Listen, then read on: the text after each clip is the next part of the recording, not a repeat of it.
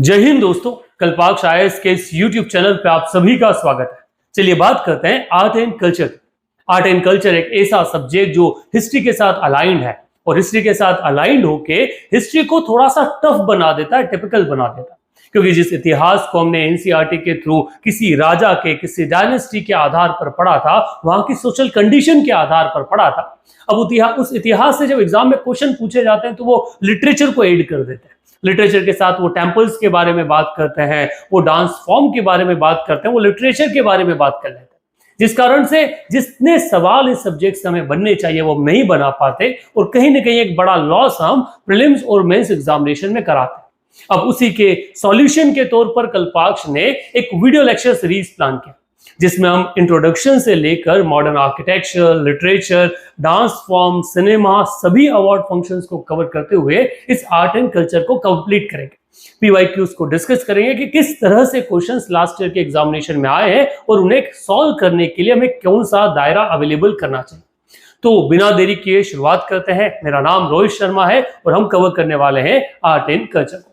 So art and culture जो Indian history से associate है।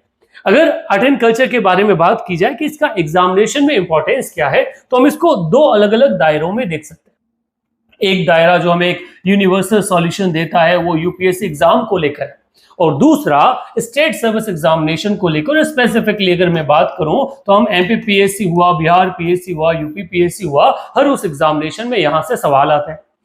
यूपीएससी में दो सेक्शंस, आपका एक तरफ प्रीलिम्स होता है, दूसरा आपका मेंस, और इन दोनों के आधार पर बात की जाए गाइस तो प्रीलिम्स में हर साल कम से कम 7 से 8 क्वेश्चंस जो हैं वो आर्ट एंड कल्चर पर बेस्ड होते हैं।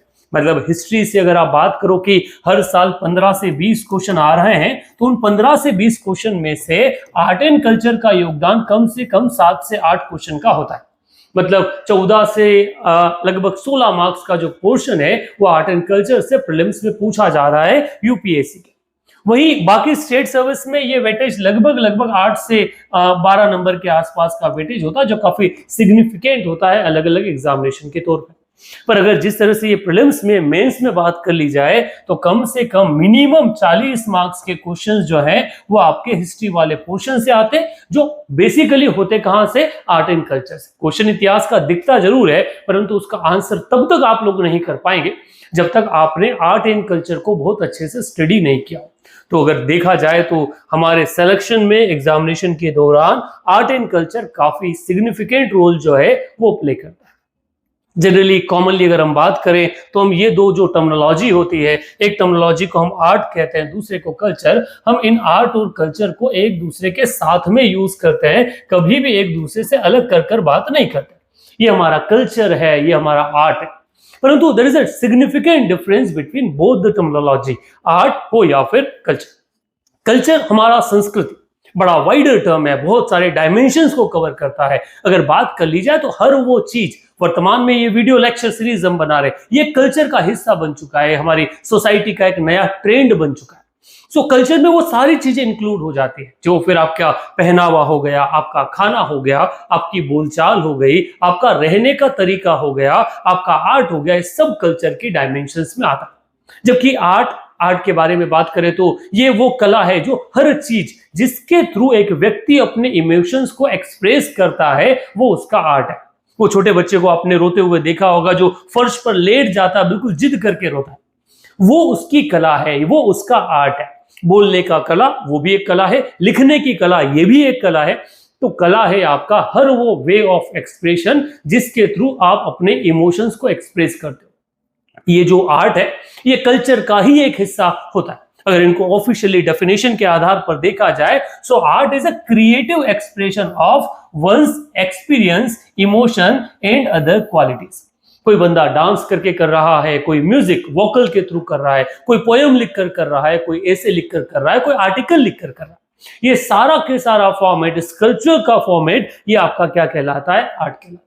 Art is one aspect of culture, क्योंकि ये हेविली इन्फ्लुएंस्ड है कल्चर से। हम क्या सोचते हैं, हम क्या लिखते हैं, हम क्या बात कर रहे हैं, हमारे आइडियाज क्या हैं, ये कभी भी इंडिपेंडेंट नहीं होते, ये इंस्पायर्ड होता है। ये इंस्पायर्ड कहे या इन्फ्लुएंस्ड होता है। इन्फ्लुएंस जो हमारे आसपास घट रहा है उस घटना के आधारित। जो हमारे आसपास जिया जा रहा है उस जिए जाने वाली कहानी। अगर हमारे बॉलीवुड फिल्मों को आप देख लो तो एक दौर था, अगर हम 90 से दशक से पहले की पुरानी फिल्में देखें तो वहां हर दूसरी फिल्म में एक्सप्लॉयटेशन दिखाया गया। एक चौधरी होता था अमरीश पुरी जैसा, और दूसरी तरफ एक किरदार जो हीरो होता था वो लोअर सेक्शन से आता था। हर बार एक झगड़ा दिखाया गया, एक तरफ लूटपाट दिखाई गई डाकुओं की, तो एक तरफ एक्सप्लॉयटेशन दिखाया गया ठाकुरों का, चौधरी का, जमींदारों का। क्यों? क्योंकि सोसाइटी वैसी थी।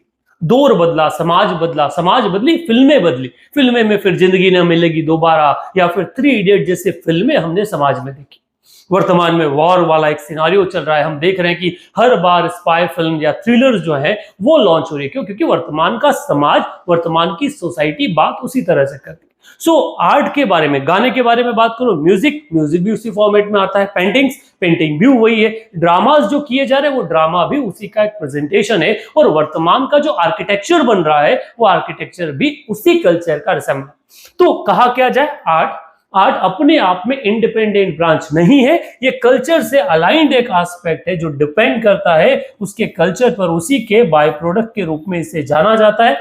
वो कस्टम्स हो, बिलीफ हो, वैल्यूज हो, सब इसी के अधीन आती है, ये आर्ट है। पर जब कल्चर के बारे में बात की जाए तो culture comprise of wide variety of human behaviour, everything comes under culture. ठीक है, evolve the human capacity to act creatively and imaginatively represent the classify experience with symbols. जिस भी तरह से हम उसे क्या करते हैं, एक्सप्रेस करते हैं। Culture is an ensemble of social forms, material traits, customary belief, other human phenomena that cannot directly attribute to a genetic inheritance of a religion, racial or social group। वो सारा एस्पेक्ट जो समाज में अलग अलग तरह से देखने को मिलता है वो हमारा कल्चर हो जाता है। कई बार हमारा कल्चर होता नहीं, परंतु हम उसको प्रोटेक्ट करने के लिए, नई एंट्री को प्रोटेक्ट करने के लिए उसे नाम दे देते हैं किस चीज का, कल्चर का। और यहीं से ये दो डाइवर्स डेफिनेशन जो है हमारे सामने आती है। एक आती है आपका आर्ट और दूसरा आता है आपका कल्चर। इस दो आधार पर एक सिस्टम जो है, एक पूरा सब्जेक्ट, वो सब्जेक्ट हमको देखने को मिलता है। जब हम इन आर्ट के बारे, क्योंकि हमारा मेनली सब्जेक्ट जो शुरुआत में स्टार्ट होता है वो आर्ट से स्टार्ट होता है, हम जो बात करना शुरू करते हैं वो आर्ट से करते हैं। अब इस आर्ट हो या आर्किटेक्चर, ये दोनों साथ साथ में आता है। आर्ट, आर्किटेक्चर, स्कल्पचर, ये सारी चीजें, और इसको लेकर इंडियन फिनोमिना काफी अलग है। कई बार हमको जिस तरह से पढ़ाया गया कि हमारा इंडियन कल्चर, इंडियन आर्किटेक्चर वो इन्फ्लुएंस्ड है बाहरी लोगों के इन्वेजन से, जबकि हमारी एक इंडिजीनियसनेस है। उसके पीछे रीजन ये है कि आप किसी भी स्ट्रक्चर को जो इंडिया में आप देख रहे हो, उस स्ट्रक्चर को अगर आप विजिट करेंगे, आप ताजमहल देख कर आ जाइए, आप रेड फोर्ट देख कर आ जाइए, आप टेम्पल्स देख कर आ जाइए, जिनको आप कहते हो कि ये कहीं से कहीं इन्फ्लुएंस्ड है, वो कहीं और देखने को नहीं मिलता। जब ये कहीं और देखने को नहीं मिलते तो फिर हमको ये कहना पड़ता है कि डेफिनेटली इंडियन आर्किटेक्चर जो है वो कहीं से इन्फ्लुएंस नहीं है। जब ये इन्फ्लुएंस नहीं है, हमारा एक इंडिजीनियसनेस उसके अंदर है, हमारा खुद का है, तो उसमें अगर देखा जाए तो इसका ओरिजिनली बेसिकली एक फंक्शनल है और ब्यूटीफुल तरीके से मिलता है। Indian art is best described as plastic, organic and sculptural. Bharat में जब भी आर्किटेक्चर के बारे में बात की जाए तो वर्तमान में आर्किटेक्चर और स्कल्पचर को अलग अलग रखा जाता है, पर पुराने जो हमारे लोग हैं वो आर्किटेक्चर और स्कल्पचर्स को कभी अलग नहीं रखते थे। ये इतने डाइवर्स ब्रांच नहीं होते थे जैसा आज। पहले ये सारा एक दूसरे से कंबाइन होता था, क्योंकि कभी भी आप किसी एंशिएंट मॉन्यूमेंट को विजिट करने जाएंगे तो आपको कोई भी दीवार खाली नहीं दिखेगी। हर दीवार अपने आप में कहानी कहती है। किस फॉर्मेट में? स्कल्पचर्स के फॉर्मेट में। आप खजुराहो जाइए, आप कोणार्क सन टेम्पल विजिट कीजिए, आप बृहदेश्वर जाइए, आप कैलाश टेम्पल जाइए, हर दीवार पर जो डाइटी अंदर बैठे हैं उनसे संबंधित पूरी की पूरी जो स्टोरीज हैं, टेल्स हैं, वो टेल्स आपको उन दीवारों की वॉल पर मिल जाएगा। ये भारत के कल्चरल का सिंबल है, और वर्तमान में ये अलग अलग ब्रांच हो सकती है, पर इंडिया में art were not separated as unfortunately today, like architect, sculpture, painter, ये सब अलग अलग होते हैं। पर जब इंडियन हिस्ट्री में बात की जाए तो ये सारी चीजें आपको कहाँ देखने को मिलती थी? ये सभी चीजें आपको एक जगह देखने को मिलती थी। आप अगर आपके किसी टेम्पल पर, एंशिएंट टेम्पल जो आपके शहर के पास है, वहां गए होंगे तो आपको दीवारों पर भी कई सारी पूरी कहानी मिली। वो क्यों बताया गया? क्योंकि वो आर्ट की एडवांसमेंट था। हम कभी किसी जगह को खाली छोड़ने पर भरोसा नहीं रखते थे। जब हम इंडियन आर्ट की क्वालिटीज को डिस्कस करें, इंडियन आर्टिस्ट की क्वालिटी के बारे में बात करें, तो if the Greek excelled in portrayal of physical charm of the human body, The Egyptian is grandeur of their pyramids and the Chinese in the beauty of their landscape. Indian were unsurpassed at transmitting the spiritual content into their plastic form, embodying high ideals and common belief of the people. हमने हमारे culture को, हमने हमारे religion को, हमारी tales को, हमारी stories को, हमारे डेटीज को क्या बना दिया, एक हिस्सा बना दिया, और वहीं से हमने हमारा आर्ट फॉर्म जो है वो ड्रॉ किया. Indian artists visualize quality of various god and goddesses as mentioned in their scripture, infuse this quality into their images whose portrayal is based on idealizing figure and man and woman. There are two different qualities about which Indian artists cared more than about anything else, namely a feeling for volume and vivid representation, and even at the risk of sacrificing at time, automation, truth and perspective. Indian art is a treasure house of a Indian ancient contemporary life, its faith and belief in customs and manners. So वर्तमान में जो भी architecture, जो भी art आप देखोगे, उस हर art में आपको क्या दिखेगा, एंशिएंट स्कल्पचर्स दिखेंगे और साथ ही साथ इंडियन रिलीजन जो है उसके बिलीफ दिखेंगे.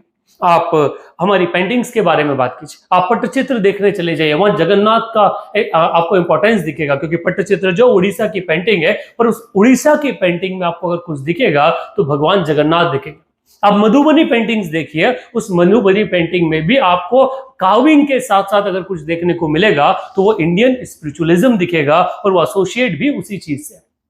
अगर हम इसी इंडियन आर्ट के बारे में बात करें तो हम इसको सेग्रीगेट कर सकते हैं अलग अलग ब्रांचों में, क्योंकि ये रिक्वायर्ड है.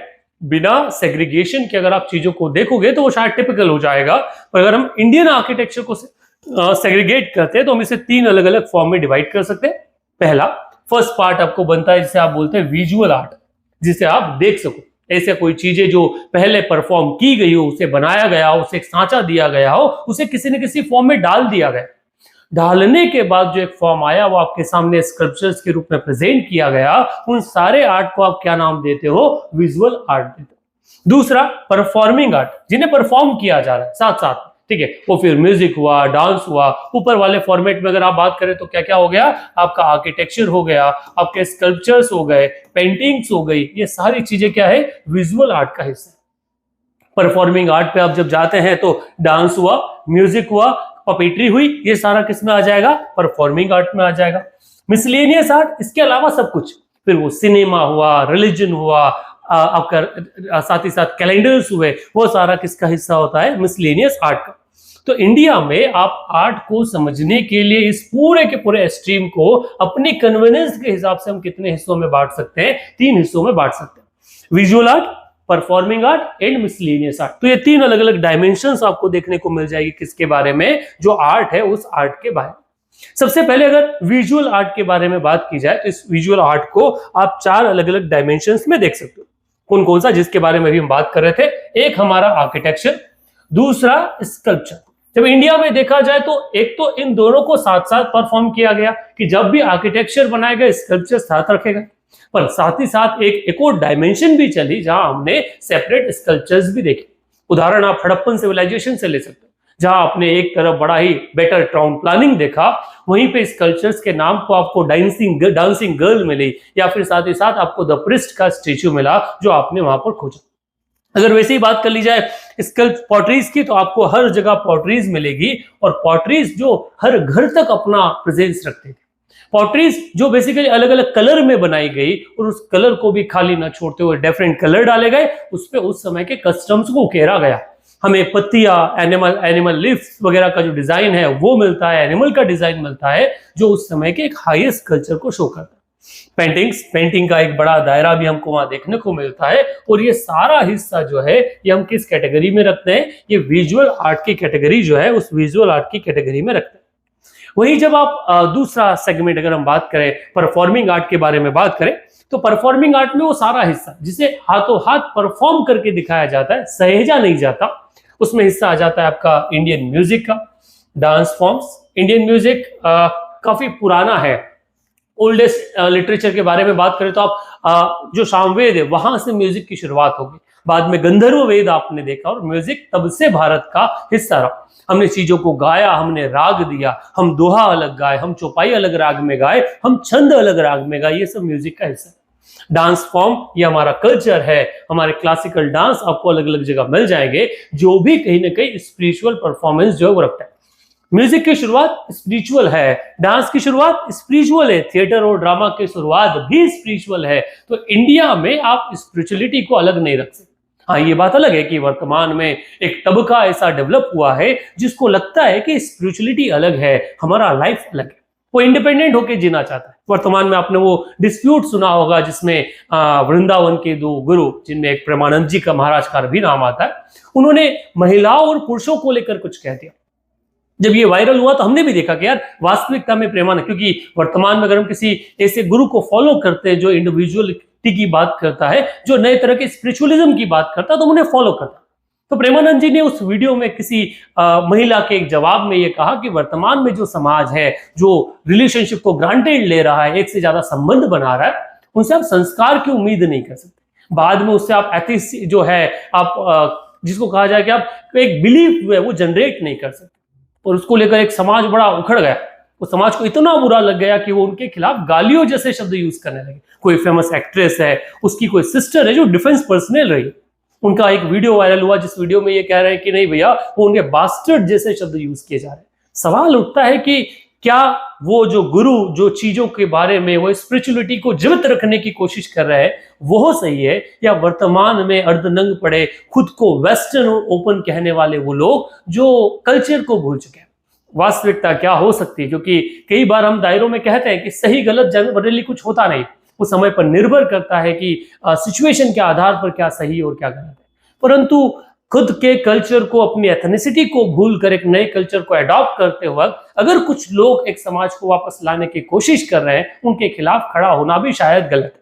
वास्तव मुद्दा आपका भी अपना हो सकता है, आपका अपना ओपिनियन हो सकता है, परंतु इंडिया में स्पिरिचुअलिटी इसका अभिन्न अंग है। इंडिया अगर है तो वो धर्म के कारण है। वो बिना अगर आप इंडियन कल्चर से धर्म को हटा देंगे तो शायद कल्चर ही नहीं बचेगा।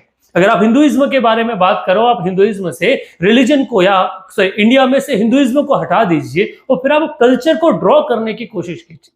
क्या आप कल्चर को फाइंड आउट कर पाएंगे? क्या ऐसी कोई चीज है इंडिया में जो बिना धर्म से? हम दिवाली सेलिब्रेट करते हैं, दिवाली को हम एक उत्सव के रूप में सेलिब्रेट करते हैं, जुड़ा किससे है? हमारे धर्म से। अभी रक्षाबंधन आने वाला है, रक्षाबंधन जुड़ा किससे है? धर्म से। तो भारत में ऐसी कोई चीज नहीं जिसे आप धर्म से अलग करके पढ़ सके।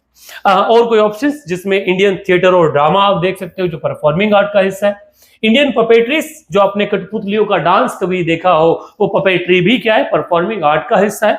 जो इंडियन सर्कस जो एक बड़ा महत्वपूर्ण हुआ करता था, वर्तमान में अभी अपनी जब से नई चीजें आई हैं एंटरटेनमेंट की, सर्कस अपनी पोजीशन को खो चुका है। परंतु हाँ, ये भी एक समय एंटरटेनमेंट का बहुत बड़ा साधन होता था और बहुत बड़ा एक ब्रांच था, एक इंडस्ट्री के रूप में जाना जाता। ये क्या है? तो ये आपके परफॉर्मिंग आर्ट्स है।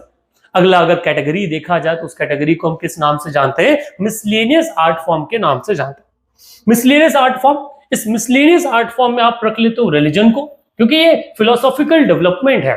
रिलीजन कोई भी इंडिपेंडेंट डायरेक्टली रिलीजन के रूप में शुरू नहीं हुआ, उसकी शुरुआत एक आइडिया के रूप में हुई। आइडिया फिलोसॉफी में कन्वर्ट हुआ और वही फिलोसॉफी रिलीजन बन के निकल के आई। तो ये आपके कल्चर को शो करती है। लैंग्वेजेस, अलग अलग जगह की अलग अलग भाषा, ये भी आर्ट है। लिटरेचर हुआ, cinema, fairs, festivals, philosophy, calendars, handicraft and coinage, institutions, maths and science, medicine and astronomy, all these are the different part of art। क्योंकि इनको आप कला में ही रखेंगे तो ये जो पूरा पार्ट बनता है, इस पार्ट को हम मिसलेनियस आर्ट के नाम से जानते हैं। मिसलेनियस आर्ट के अगर अगला पार्ट अगर आप देखें तो इस पार्ट का हिस्सा होता है कि किस तरह से हम इन चीजों को डिफाइन करते हैं। अगर हम विजुअल आर्ट के बारे में बात करें तो ये आपका विजुअल आर्ट है, जिसको आप क्या देखते हो कि एक तरफ आपने स्ट्रक्चर्स बनाए, तो ये इंफ्रास्ट्रक्चर है। ये इंडियन आर्किटेक्चर का एक एग्जांपल है। अब इस इंडियन आर्किटेक्चर में आपने क्या किए? 3D डायमेंशंस बनाए, 3D फिगर्स बनाए, और इसी 3D फिगर को आप स्कल्पचर के नाम से जानते हैं। एक दीवार, एक स्टोन, उस स्टोन को काविंग कर कर उसमें से एक मूर्ति का निर्माण कर देना, यह उस समय के एक्सीलेंस को बताता है। आज मशीनों से किया जाता है, उस समय वो माइन्यूट छोटे छोटे औजारों से इस तरह के स्कल्पचर्स बनाते थे जो अपने आप में फाइनाइट होते थे। माइन्यूट डिटेल का ध्यान रखा जाता था। अगर साड़ी बनाई है तो उस साड़ी में लेयर सल जिन्हें हम कहते हैं उनको भी ध्यान में रखकर ये स्टेचेस बनाए जाते थे। माइन्यूट डिटेलिंग के साथ बनाए स्कल्पचर्स अभी भी अपने आप में आयरॉनिकल माने जाते हैं अपने कल्चर के कारण। आर्किटेक्चर को अगर समझा जाए तो आर्किटेक्चर को आप क्लासिफाई करते हो designing of making buildings. Different type of material are used, higher engineering skills are required, क्योंकि बड़े बड़े स्ट्रक्चर्स बना रहे हो उसके स्ट्रेंथ का होना काफी महत्वपूर्ण होता है। साथ ही बात करते हैं आर्किटेक्चर रिवॉल्व्स एस्थेटिक अपील, जैसे ताजमहल हो गया, कोणार्क टेम्पल हो गया, ये सब आपके क्या है आर्किटेक्चर का हिस्सा है। कोई दूसरी तरफ बात करो तो आपके आते हैं स्कल्पचर्स। ये एक 3D फिगर है, डिजाइन है, सिंगल मटेरियल से बना है, कोई इंजीनियरिंग स्किल की रिक्वायरमेंट नहीं होती, पर रिक्वायर्ड होती है इमेजिनेशन की। एक ऐसी स्किल जो आपको क्या करती है, जो आपको क्रिएटिव बनाती है स्कल्पचर्स को बनाने में। हमको ब्रॉन्ज डांसिंग गर्ल का मिलना हुआ जो मोहनजोदड़ो में मिली, नटराज का आइडल मिला जो भारत का पॉपुलर एक आर्ट के रूप में जाना जाता है, नेशनल एम्बलम जो आपने क्या है एक अशोक चिन्ह जो है वो, ये सारा किसका हिस्सा माना जाता है, ये स्कल्पचर का हिस्सा माना। तो वो आर्किटेक्चर हो या स्कल्पचर, ये दोनों क्या है, वो दोनों को उसी आधार पर देखा जाता है। ये इंडिया के रियलिटी को शो करता है, इंडिया का जो कल्चर है उस कल्चर को शो करता है। भारत में इन दोनों को आप अलग अलग अगर नहीं करें, साथ में देखना चाहे तो आपको एक कॉम्बिनेशन दिखेगा जहां आर्ट और स्कल्पचर साथ साथ दिखाए। पिलर्स बनाए, इन पिलर को रंगा गया, इनके ऊपर कहानी लिखी गई, तो यहां पर आपको स्कल्पचर्स देखने को मिल जाएगा। दीवारें बनाई, शिखर बनाई, इन शिखर पर आपने स्टोरी टेलिंग जो है वो स्टोरी टेलिंग किया और ये बताया कि भैया सोसाइटी का क्या है। अगर मान लो उस समय के कोई उपन्यास शास्त्र है, उन शास्त्रों में लिखी कहानियों को इन इमेजिनरी फॉर्म के द्वारा, अपने इमेजिनेशन के द्वारा लोगों के सामने रखने की कोशिश की। हमने स्कल्पचर्स में सब कुछ देखा। स्कल्पचर्स में भगवान देखने को मिले, तो कुछ टेम्पल्स ऐसे हैं जिसमें खजुराहो कोणार्क सन टेम्पल का नाम आता है, जहां पर आपके कामसूत्र का डेपिक्शन किया गया, एरोटिक फिगर्स का डेपिक्शन किया गया, जिसको लेकर कई सारी बातें जो है वो बातें की जाती है। परंतु हाँ, ये भी इंडियन आर्किटेक्चर का एक हिस्सा या स्कल्पचर का एक हिस्सा माना जाता है, जो दोनों जगह कॉम्बिनेशन के फॉर्मेट में मिलता है। अगर हम इस पूरे आर्किटेक्चर वाले सब्जेक्ट को पढ़ने की कोशिश करें, इंडियन आर्ट और स्कल्पचर को, तो हम इसको अपने कन्वीनियंस के हिसाब से थ्रू आउट इंडियन हिस्ट्री में 5 अलग अलग ब्रांचों में डिवाइड कर सकते हैं। पहला ब्रांच जो फर्स्ट आपका इंडस वैली सिविलाइजेशन को लेकर आता है, जहां हम इसे इंडस वैली सिविलाइजेशन में जो डेवलपमेंट हुआ आर्किटेक्चर का, कल्चर का, स्कल्पचर का, उसको देखें। सेकेंड, वो इंडस वैली सिविलाइजेशन के बाद में ऐसे वर्तमान में वो डिस्कवरी हुई है, जैसे सिनोली की डिस्कवरी हो गया, वो मेंशन नहीं है। जैसे अभी किजड़ी का डिस्कवरेशन हुआ जो आपको साउथ में देखने को मिलता है किलादी नाम के शहर में, वो वर्तमान में मेंशन नहीं है। पर जो पुराना मेंशन उस आधार पर बात करें तो आपको एक मौका मिलता है बुद्धिस्ट आर्किटेक्चर का, जिसकी शुरुआत क्योंकि वैदिक सिविलाइजेशन में हमने ऐसे आर्किटेक्चरल डेवलपमेंट का कोई एविडेंस हमारे पास बड़े तौर पर अवेलेबल नहीं है, तो हमें सेकेंड आर्किटेक्चर का डेवलपमेंट मिलता है बुद्धिस्ट आर्किटेक्चर, जो मौर्यन पीरियड से स्टार्ट होता है और पोस्ट मौर्यन पीरियड तक चलता है, उसे हम सेकेंड फेज में देखते हैं। तीसरा फेज, अच्छा ये जो सेकेंड फेज जिसमें आपके स्तूपास बनाए गए, विहार बनाए गए, चैत्यगृह बनाए गए, आपने इंस्क्रिप्शंस देखे, पिलर्स जो रॉक पिलर्स हैं, पिलर एडिक्ट वो देखे, वो सारा आपका बुद्धिस्ट आर्किटेक्चर का हिस्सा है। तीसरा पोर्शन जिसे आप टेम्पल आर्किटेक्चर के नाम से जाते हैं, जो गुप्ता पीरियड में डेवलप हुआ और पोस्ट गुप्ता पीरियड तक चला, लगभग वर्धन डायनेस्टी तक, जिसमें पूरा नागर स्टाइल ऑफ आर्किटेक्चर का डेवलपमेंट हम लोगों को देखने को मिलता है। टेंपल का डेवलपमेंट स्टेज बाय स्टेज की किस तरह से चबूतरे से शुरू हुई कहानी, जिस पर पहले फ्लैट रूफ बना, रूफ के बाद में आगे मंडप बना, मंडप के बाद ऊपर डबल स्टोरी बना, फिर वो स्टोरी शिखर में कन्वर्ट हुआ, आगे मंडप आया, मंडप के आगे फिर से एक जीना और उसको रेस्ट प्लेटफॉर्म पे बनाया गया। ये सारा डेवलपमेंट आपको कहां देखने को मिलता है? गुप्त पीरियड में। और आयरॉनिकल ये है कि आज भी गुप्त पीरियड के कई सारे टेंपल भारत के विभिन्न शहरों में आपको देखने को मिल जाएंगे। लखनऊ चले जाए आप, जबलपुर चले जाए आप, सागर चले जाए जहां एरन है, आपको इन टेंपल के एविडेंस मिलते हैं जो उस समय के ग्रेट स्कल्पचर्स को बताते हैं। यक्ष और यक्षिणी की जो मूर्तियां बनी वो भी कहां निकली? वो निकली जो अपनी कार्विंग के लिए बड़ी पॉपुलर हुई और आज भी म्यूजियम में हजारों दर्शकों को अपनी तरफ खींचती। अगला पार्ट जो इंडो इस्लामिक आर्किटेक्चर या मेडिवल स्कल्पचर्स के नाम से जाना जाता है, इसको तो इस नाम से ही थोड़ा सा दिक्कत होता है क्योंकि टर्म यूज की जाती है इस्लामिक आर्किटेक्चर। इंडिया में इंडिजीनियस आर्किटेक्चर का एक बड़ा हिस्सा रहा है, थोड़ा इन्फ्लुएंस हमने बाहर से देखा है, परंतु इस्लामिक इन्फ्लुएंस के रूप में मैं शायद उसे नकारना चाहता हूं। रीजन क्योंकि वैसा कोई स्ट्रक्चर हमें उस एरिया में उस समय देखने को नहीं मिलता। परंतु हाँ, एक बड़ा तबका इस मुस्लिम रूल के समय भारत में डेवलप हुआ, जिसमें ताजमहल हो गया, आपका कुतुब मीनार हुआ, या और बहुत सारे स्ट्रक्चर्स जो हैं वो डेवलप हुए, जो वर्तमान में भारत की एक पहचान बने हुए हैं। वर्तमान में अगर देखा जाए तो इससे पहले वाली सरकार में अगर आप गूगल करेंगे ना इंडियन टूरिज्म, तो आपको लाल किला दिखेगा, आपको वो सारे इस्लामिक स्ट्रक्चर दिखेंगे। वर्तमान में थोड़ा बदला है, वर्तमान में टेम्पल आर्किटेक्चर का एक नया दौर आया है। वो बदलाव हमको देखने को मिला है कि भैया हम दिल्ली के अलावा भी भारत में कुछ देखने को है, आगरा के अलावा भी भारत है, उसमें और भी बहुत सारी चीजें अवेलेबल मिलती। वही अगला बात करें तो मॉडर्न आर्किटेक्चरल स्कल्पचर्स, जिसमें आपका पूरा की पूरा ये जो ल्यूटन्स की दहली बसी, वो दिल्ली भी आपका एक आर्किटेक्चरल मार्बल है, जिसमें आपने प्रेसिडेंट हाउस देखा, लोकसभा जो पुराना हुआ करता था जिसे आप संसद भवन के नाम से जानते हैं, वो स्ट्रक्चर हुआ। ये सारा के सारा आपका मॉडर्न आर्किटेक्चर का हिस्सा है।